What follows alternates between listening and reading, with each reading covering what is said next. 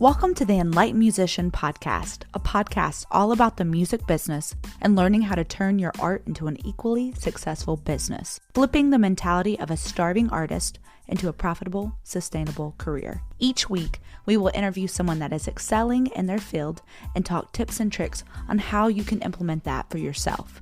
Because honestly, how can you know what you don't know until you've been enlightened?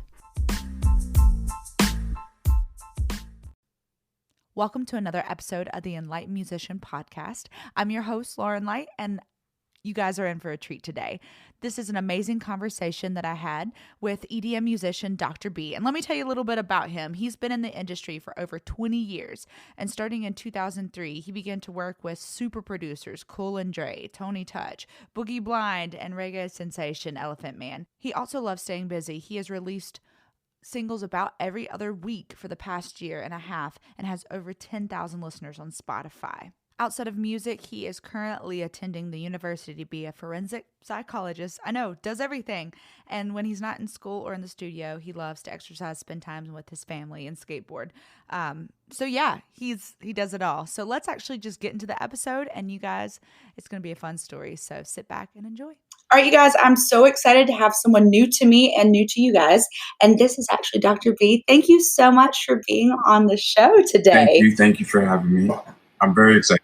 So I'm excited because I'm reading your bio and I'm reading everything about you, and you are just multifaceted. There's so many aspects of your life I want to dive into. But before we get into that, let's actually kind of give the audience a little background on who you are and how you got here. So it says you've been doing music for 20 years. Can you kind of give me a little rewind and play? Sure. Well, I kind of took a break for 15 years. I kind of stopped. I just kind of fell out of love with music. And I think everyone can relate to that. Yeah. What happened was when I first started, I started out as a turntablist when I was 16. And that was my thing. I was in my room every day for 7 hours a day, just scratching.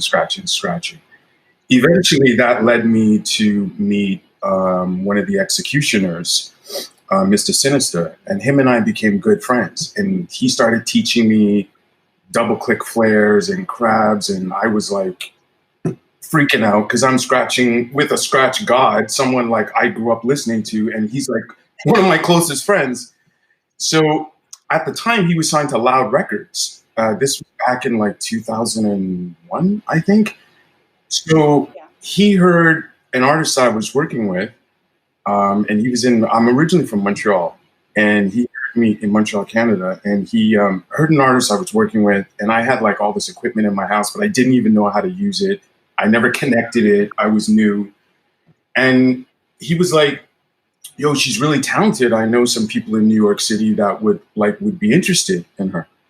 So I was like, are you serious? And he's like, yeah. So he gets on the phone and he calls like these people from this major label, and he's just talking to them, and I'm freaking out. I'm in my like living room.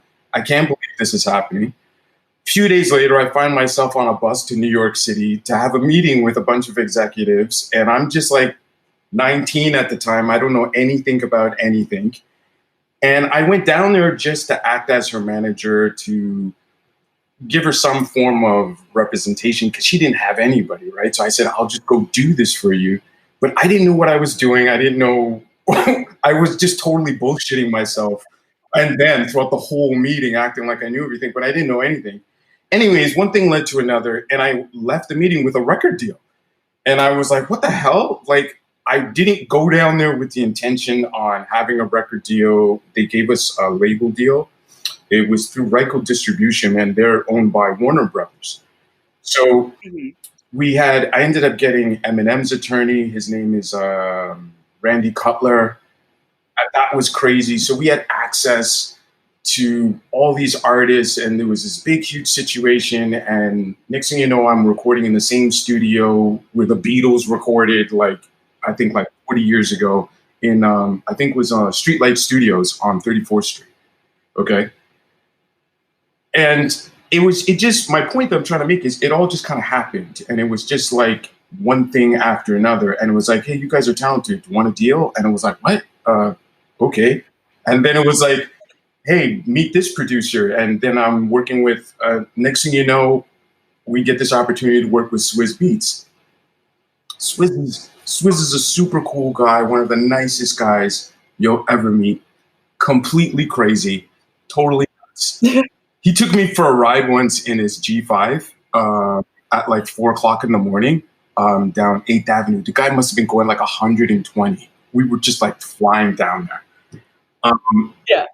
About a week later, my wife tells me, okay, now I want a G5. So we went and we bought the same G5 that Swizz took us in. But yeah, I guess I'm kind of like rambling, going all over the place here. But Loving it.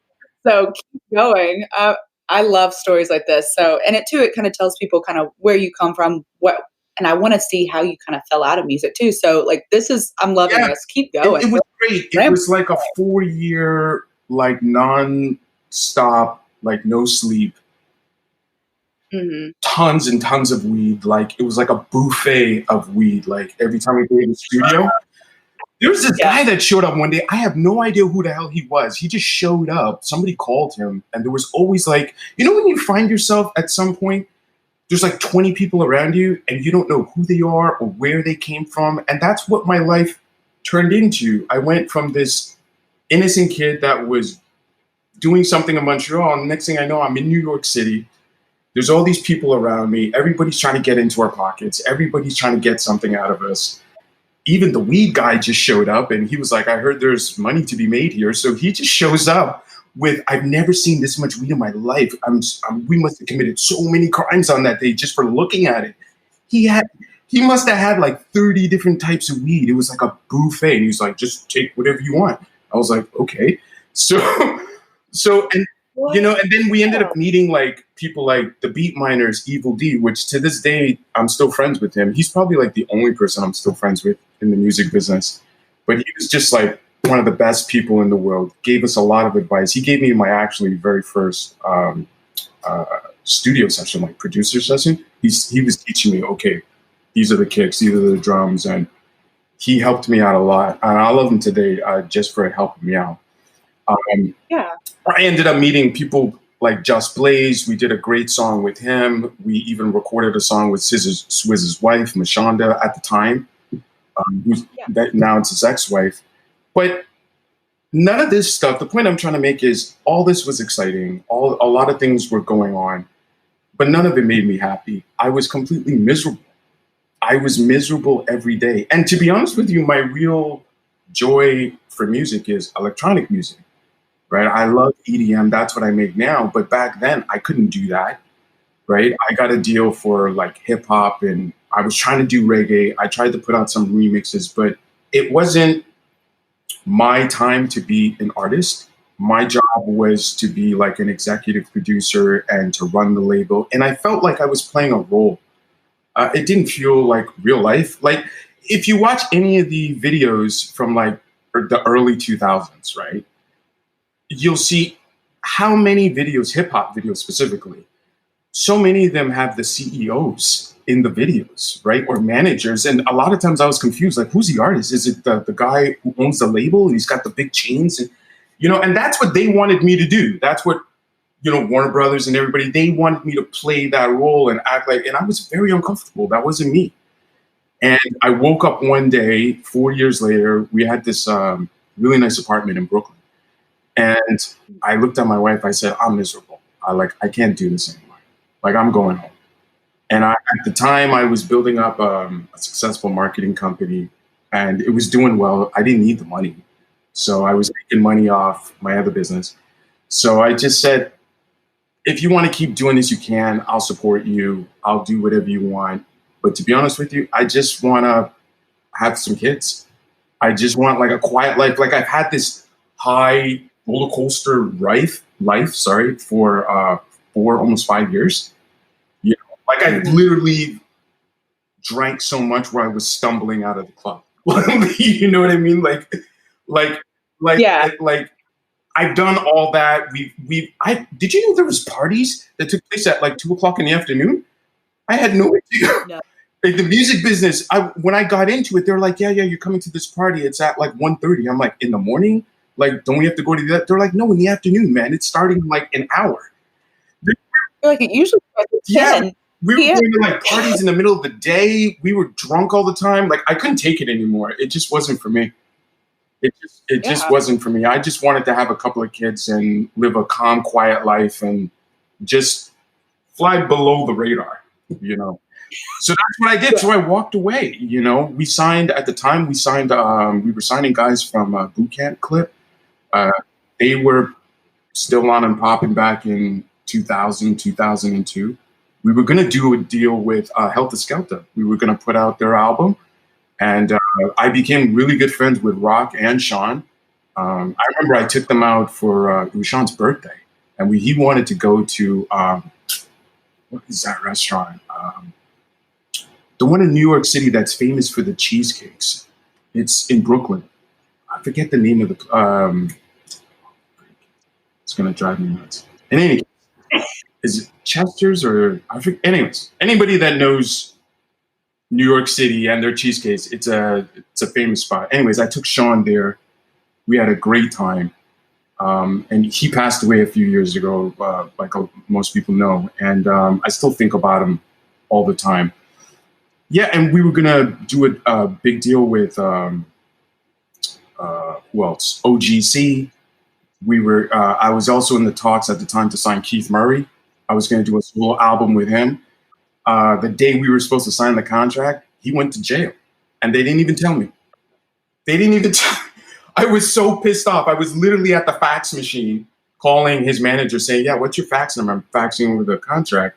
And he's like, yeah, I'm really sorry to tell you this, but Keith had to go to prison today. I was so fucking pissed. I spent so much money on Keith too. We went to the Rainbow Room in New York City when I think they're closed now. Keith took a drive. I sent a car to pick him up. Keith, I guess, wanted to say hi to everybody in New York. So he kept me waiting for 2 hours, takes my car, drives all over Brooklyn, goes to Queens, says hello to his peoples, finally shows up and literally orders almost everything off the menu. Okay? The bill is like in the thousands of dollars. Fine, no problem, right? I ordered drinks. Most of the items have meat in it. Keith says, I'm a vegetarian. I'm like, what the fuck, bro? Why did you order all the... Why are you ordering? Like, I'm not going to eat all this. Like, what that... Anyways, I said, it's okay. It's going to work out. I'm going to sign him. We're going to make a ton of money. Never did the deal. So to this day, I'm still a little ticked off. But now I'm a vegetarian, so I guess it's okay. So it was just like a lot of bullshit like that, right? Every day there was like just bullshit, and I just couldn't take it anymore. So I just walked away. I said, I released everybody from the contracts. We signed Sadat X too. We were putting out a solo album for him. I released everybody from the contracts. I didn't blackball them in any way. I didn't tell them I'm holding all your singles or this. All the money I sent them, I told them they could keep it. And I just wanted to part ways on a positive note, you know, with everybody. I didn't want to beef with anybody, you know. So that's what I did. So I went back to Canada, and I stayed in Canada for 15 years. And then what got me back into music, I got into writing, and I came out with a graphic novel series, which became a bestseller. I'm very proud of that. What I was getting... Sorry? Just a quick second of what all that was about, the graphic novel, because I read that in your signature. I was like, look. Well, because I wasn't doing music, like if you're an artist, over time, it kind of eats away at you if you're not creating. And I shut that part of my brain off for 15 years. I didn't even connect any of my equipment. I put my turntables in a box. Like I had nothing out at all. No studio, no nothing. I never went to a studio, never made music. Even though I left on good terms with everybody, it still kind of sat with me in a bad way. And it kind of ruined my love for music. And I also know the music industry, right? It's all bullshit. It's all who do you know and what clique are you a part of and interviews. And I wasn't with that program. So what got me into it, I noticed the music scene had changed. And with streaming services and all that, you don't need to deal with everybody's bullshit. You can just literally talk directly to your fans and just develop your fan base. So I would say about 4 or 5 years ago, I started getting into, like, I'm a huge animation junkie. I've been watching cartoons since I was a kid, and I never stopped. The very first thing I did with my daughter when she was born, as soon as we brought her home from the hospital, the next day I was so excited. It was 4 o'clock in the morning. I woke up, like, I got the baby ready, and I got the diapers and the formula. I got everything set up in the basement, and I got all my DVDs out, and I said, okay, now I'm going to introduce you to Superman. So we literally spent like 6 hours. It was a Saturday morning, and we spent 6 hours just watching Superman, Batman, The Flash. And my wife came downstairs, and she's like, what the hell are you guys doing? And I'm like, shh. Way. Yeah. So, and, you know, and over time, I had these ideas for certain stories I wanted to write. So I started writing out a few graphic novel stories, and one thing led to another. I met some concept artists, and I thought, okay, well, let me see if I can try to put this comic book together. And it came together. It took a while. I had to redo it maybe 4 times, you know, in terms of like the writing, and, you know, you go through a creative process. And then, but what happened was I started getting into motion comics from that, like the animation and the movements and things. And then obviously with motion comics, just with anything else, it needs some music. And I couldn't find the right people to do the music. So I said, fuck it, I'll just do it myself.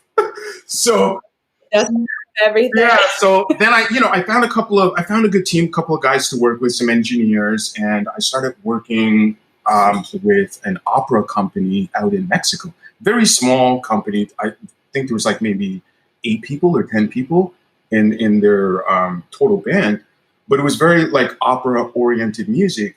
So I needed something like that for the trailer. We needed to do something dramatic because the whole series is about a holy war between God and the devil. And so that really got me back into music, like hearing the violins and the piano. Like I started falling in love with music again.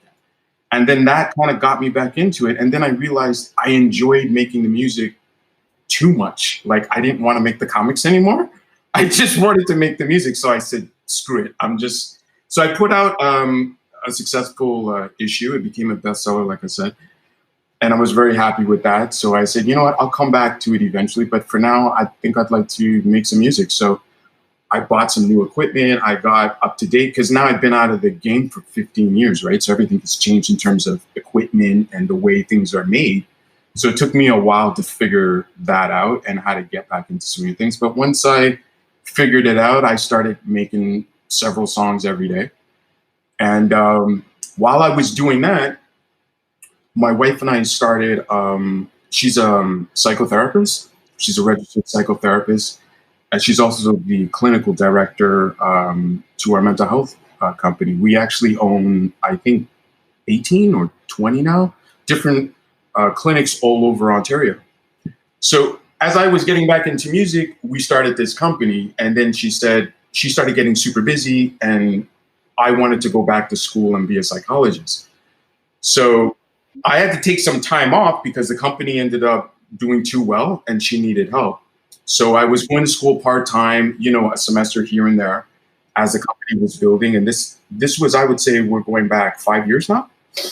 So over the past 5 years, that's what I've been doing. But I've only been focusing on music, like releasing music, I would say the last 18 months, maybe 2 years. No, almost 2 years. It'll be 2 years in April. So now the company's doing well, and my wife runs the clinics full time, and I'm in school to be a forensic psychologist, and I'm also a musician. So all I do is make music and study. That's pretty much it. So that's a little brief overview over the last 15 years of my life. There's so many lessons to learn in this as well, too. And I think a lot of people listening right now one, if you're not happy, like, don't suffocate yourself until you don't want to do it anymore. Because you're already saying you weren't really excited about the hip hop scene, the people that were surrounding you, because they were just trying to get what you had. And it sounds like you grew your love into music by doing what you wanted to do and the music that brought life out of you. So I'm like, people, when you're listening to this, like, do what you love. Don't, settle for something Can I different. also add something too? Definitely.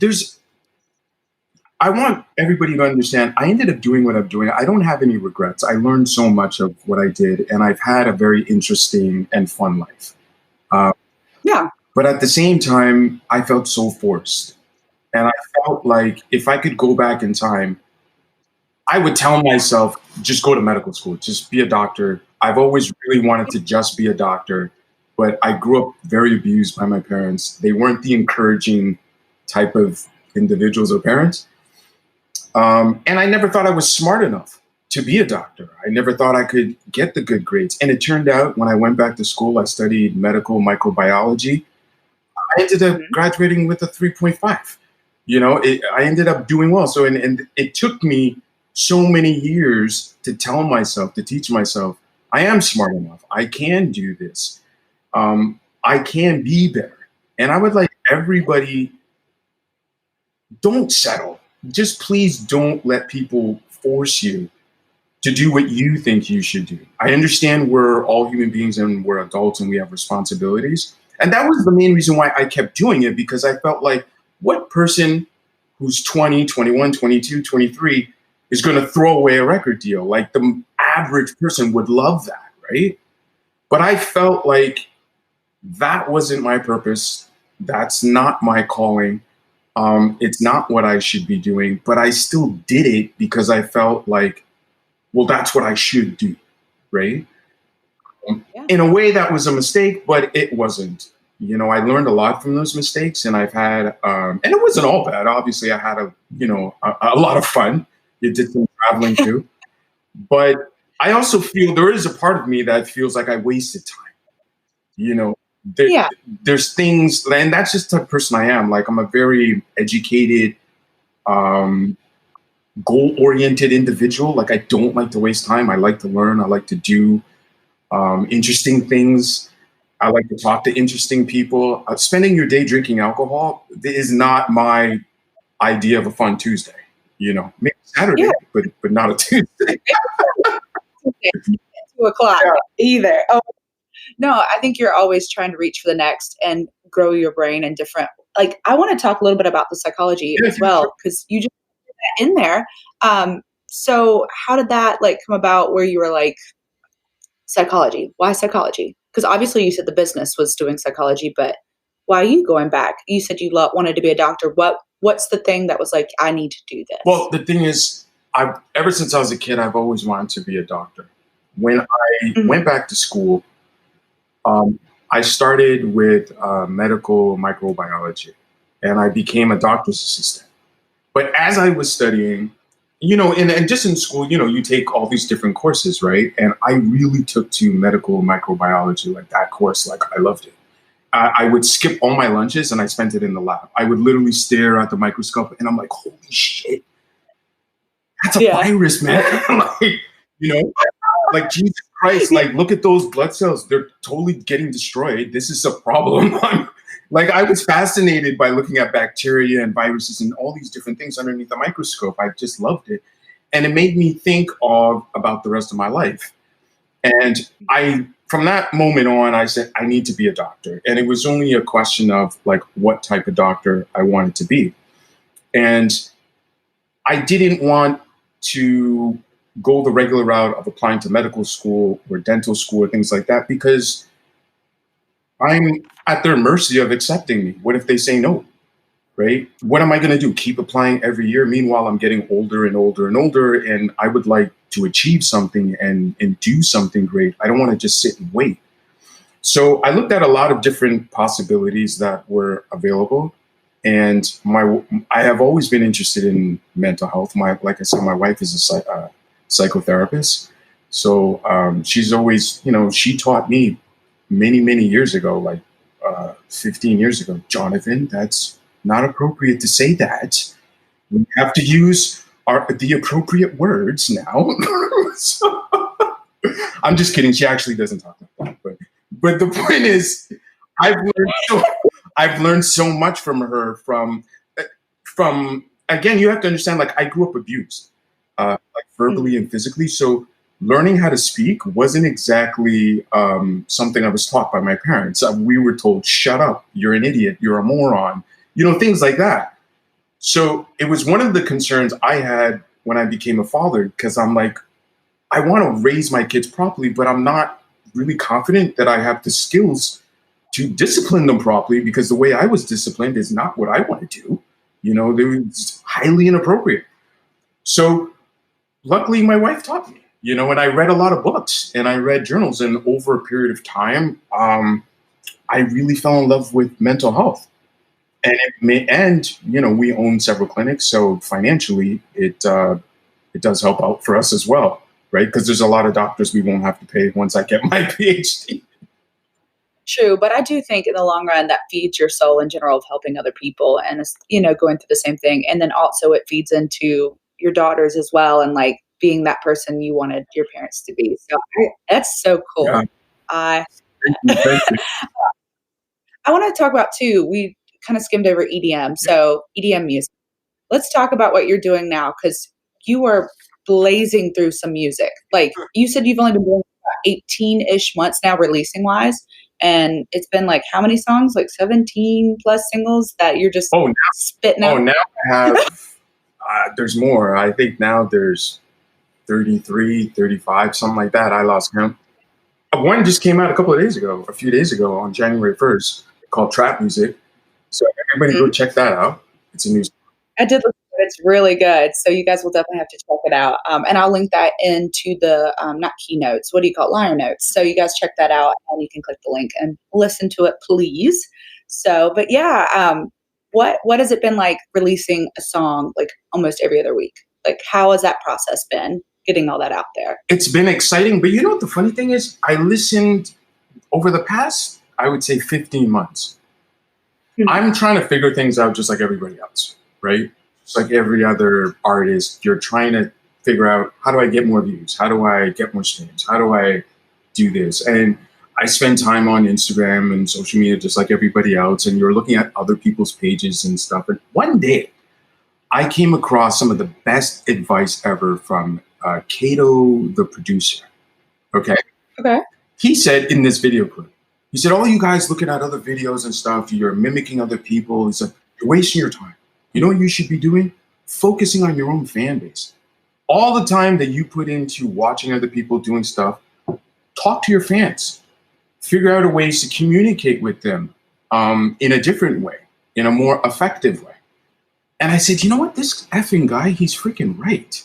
At the time, I was following maybe 3,000 people on Instagram. I unfollowed everybody, including him. I said, he's right. I shouldn't even be watching his videos. Now, ironically, that's the way it ended up working out. But I'm being 100% serious here. And that was the change for me. I unfollowed him. I unfollowed everybody and said, my social media is for me to connect with my listeners and my fans. I'm not here to hang out all day looking at other people's stuff, doing this and that. I don't have time for that. I'm in school. I'm trying to be a doctor. I'm making music. I got 2 kids. I have a wife that likes me half the time. I don't have I don't have time for this, right? And I watched another video by Russ, and he said that a lot of things changed for him when he was more consistent with his music. He released a track every week for a year. And I said, you know what? I think this guy, he's right. I think there's a difference, because with me, with my music, as I was releasing tracks, I had things happen in my life just like everybody else. I also had last year, a little over a year ago, we had our house fire, our house burned down. So yeah, that was crazy. But everything is, we all got out okay. The family's fine. Everybody's okay. But my point is that it caused a delay in me releasing music and, my equipment and everything like that. But once I got settled, I've been able to be more consistent. But I've noticed fans and listeners, they're not stupid. Okay. if people are listening to your music, first and foremost, you should say thank you. Because with the tens of millions of options that people have available, they don't have to listen to your track. So I just want to say thank you, first and foremost. Second of all, they want to see that you're serious. Listeners don't want to engage or waste their time or invest time into somebody that they know is going to put out one song today, and then you're not going to hear anything for another year or 2 years. Or they want, like, okay, keep it coming. I like this. This is dope. Give me another one. Give me another one. Give me another one. Give me another one. So that's what I've been focusing on. And I've noticed a drastic difference in my streams, my followers, on social media as well. For the last 4 months, I have over 10,000 monthly listeners on Spotify. And that's not easy to do, especially to keep that consistent. And a lot of that has been because I've been making music and releasing it consistently. And, you also get to see what people like and what they don't like and what works, what doesn't work. And so far, I've been experimenting with a few different things, and it's been working. Yeah. Like I have some really hardcore techno tracks, some really deep, dark stuff like The Dark Side, which is just 6 minutes of just nonstop purr, purr, purr, purr, purr. So if you're that type of person that just wants to rave out, that song is perfect for you. But then, I have some hip hop and some dance tracks like Rockstar and All Night that have, I think that song's almost at 20,000 streams now, which I'm super excited about. And I collaborated with Bainleen on that. She's from Toronto. And it's going well. I'm actually working on a song with her today. When I spoke to you, I was actually working on a new beat for her. When we were hopping onto the call, it looked like I scared him. He was like in the zone. Yeah, I was making one yesterday, and she heard it on the phone, and she's like, "Can I have that?" And I'm like, "No." And then she said, "Yeah, but I really want it." And I'm like, "Fine, I'll make another one." And I said, "I gotta go buy." So, Bain, I love you. You know I love you. So, but I'm actually making her another track as a surprise because she heard a sample a couple of days ago. And she's like, "That would be amazing if it was a trap beat." And she's like, "Hint, hint." And I'm like, "Okay." Not saying but if you made a trap beat. I really like that sample. Oh my gosh. I do that with my producer friends all the time. So I definitely feel her. Yeah. Like, it's great if you just shoot that my way. Yeah. We'd be great. Oh my gosh, I love it. And I really like the fact that you hit that sometimes we look too much at other artists, at what other artists are doing. And sometimes we don't focus at what people that listen to us actually want. And I love the idea that you're just forgetting the rules for everyone else and doing what works for you. And it shows that it's consistently rising. Because I was wondering when I was looking, I was like, I wonder how that's going for him, because obviously numbers are showing it's going well. But I love that you unfollowed everybody, because sometimes I was actually in a call yesterday with a couple people talking about not imposter syndrome, but kind of in that fact of looking at other people and thinking, why am I not doing as well as them? Or what? And they've already missed half the craft, like you were saying. We all keep doing that. We keep doing that, right? We keep looking at other people. And again, there's nothing wrong with following somebody or looking at somebody's success and aspiring to be at that level. What I'm saying is, at least for me, it got to the point where I was spending too much time looking and doing research on the internet and searching and looking at videos when I should have been, bro, just pull out your keyboard and just play the piano. Just make a song. Just make something that people will connect with, which is one of the first songs I made when I kind of broke free from the matrix, if you will. Yeah. Is the song I put out last year. It turned out to be my biggest song of the year. It's called We Love Music. And I made that song right when the shutdown was happening. I would say it came out last September. And I made the song in, I think, the spring, early summer. And in Toronto, the shutdown was happening in the springtime, March, April. I think for most people it was like that. But I've noticed that one thing that connects all of us, we're all going through the same thing, but one thing we all love is music. right? It doesn't matter what language you speak. We don't have to speak the same language, but we can connect through a song. And I made that song with that feeling and with that intention, and I used that sample. We love music, and it connected. It worked. I was hoping it was going to work, but it worked well, and a lot of people really liked the song. They streamed the song, and it turned out to be the biggest song of the year for me. So I'm hoping to definitely do a lot better this year. But that's what I'm talking about. I should have just been making music, just focusing on tracks. And since I've been doing that, it's been working out well. So I made a song a few months ago that just came out at the end of the year called Anderson Cooper. And most of my ideas, I get them when I'm in the kitchen. I'm always cooking for the kids. I'm always doing something. And I was watching CNN, and he was giving this really heartfelt speech about the birth of his son. And I was amazed. I was like, oh, he had a kid? This is amazing. And I remember being so moved by his happiness. And I just felt like I wanted to capture that energy or that moment and put it in a record so we can just enjoy that forever. I hope he heard the song. I hope he likes it. I sent it to him. He never hit me back. But I'm a huge fan of the show. And yeah, I mean, that's part of like what that song is about. It's called Joy and Happiness. So I hope people connect with that and they get the point from that track as well. Yeah, I think music's just supposed to connect and relate. One big question I ask: what's the future like for you? What's next for Dr. B? What's next? More music? Like I said, I'm working on a song today. Right now, the thing is that I'm really trying to focus on are like really good performance routines. I'm spending the majority of my time, like I'm still learning how to play the piano, I'm the guitar, I'm learning that as well.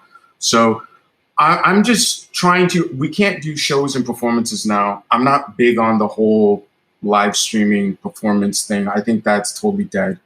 I'm not into that. So I like to turn my camera off, just be quiet, practice, focus, and I'm getting ready for next year. I know next year, and as you build up your streams, you gain more fans. I'm only going to have a much larger fan base to do shows and to do touring. So I'm just focusing on that, just making really good routines, being a better musician, building up my fan base, and going to class. Just doing it all, every little thing. No, but I think a lot of people right now are not taking this time for what it can be, and it's a growing year. And like I said, making your best you and making next year the best it can be. Like you were talking about learning music, a piano, guitar, like some musicians are just sitting in a corner like, well, it's not going to be like it used to be. You're taking advantage of this year and making it the best it can. So I think we can learn that. Thank you. I'm really trying. I'm really focusing on that. That. To me, I really think all musicians should be doing that. Like take this opportunity to learn something new, do something you've never done before, do something or work with somebody you've never done before. Like since I've started making music again, I've worked with people in Africa, Italy, France, Toronto, which is amazing. I mean, without everything what's going on, that wouldn't have been possible without social media and email and all that. So yeah, I'm excited. I know I love writing with people from all over the place. I'm the same. I don't write with many people in the area, ironically, but I write with like Canada, Boston, Italy, UK, and it just brings such cool sounds to what you're already doing. Yeah, and everybody's got a different perspective, right, and different point of view and a different way of doing things. And I never take anything like personally when it comes to music. I really don't. To me, it's just a creative process. And, oh, you don't like that? No problem. We'll switch it. Or you like this? No problem. We'll switch it, So, but I love being so open-minded because you just don't know what people are going to do. To me, it's like a little mini gift. Every time I open up my email or somebody sends me vocals, I'm just like, holy crap, that was crazy. So, and then it inspires me to do something else, right? Like, I mean, I just did my very first rock song a couple of months ago with electric guitar and but I'm only going to release it once all this is kind of die down because I have a video planned out for it. I even have like a leather kilt, like it's full blown rock. Oh yeah, it's I love crazy. this. Oh, I love it. I love that you go all Oh out. yeah. Like I'm going hard. Like it's amazing. I'm having a great time. I'm having a great time. I love it. Honestly, I've had such a good talk for this. I have one final question, which I feel like you've already given so many like nuggets of knowledge. This is the one I always like to end on. If you could give any piece of advice to someone starting out in music that was in your footsteps or just their own path, what would be something you wish you would have told your younger self? Well, A meaty question. And it can be outside of music too. what would I have told my younger self? You know what? I probably wouldn't have said anything because Oh, I like this answer. I'm intrigued. everything that happened to me when I was younger Mhm. put me on the path to where I am now. If I didn't go through what I did, I wouldn't be making the music that I am now. If I didn't take that break, I wouldn't be able to do what I can do now. Like if you had changed my path, like you would be speaking to a completely different person. So what I will say to the younger people starting out, if I can give anybody any advice, is work your program. Don't worry about other people's program. There's nothing wrong with looking up to other people, but understand everybody starts off with a fan base of one. One will turn into two, two will turn into four, four will turn into 40, 40 will turn into 4,000. And it's an endurance. You have to play the long-term game, right? Unless your dad is Will Smith, you have to play the long-term game, right? And that's what I'm doing. That's what I'm doing. Like it took me a while to hit 10,000 monthly listeners, but eventually I got it. And then it dropped and went to 8 and 9, and then it went back up. And now I've hit it 4 months in a row. So my advice is work your program. Your time will come. Focus on your fan base. Focus on your craft, and it'll work. I love that. I seriously love that. And that's one of the best answers. Enjoy the process and your process. Yeah, don't be afraid to fail too. Try new things. And I think that's the thing too. Like you were talking about with like the 10,000 to 8,000 to 10,000, like it's your process. It's the long game, enjoy it. Seriously, this has been an amazing conversation. I'm just so excited. I talk a lot during shows. So like I was so invested. Thank you. Thank you so much. And I really believe everyone listening, please listen to this once or twice and really take a lot of this stuff to heart. If you're going through any of these things, like, find your own path, find your own journey. And thank you so much. Thank you. Let's do it again. Let's do it again. I love it. Thanks so much. Thank you.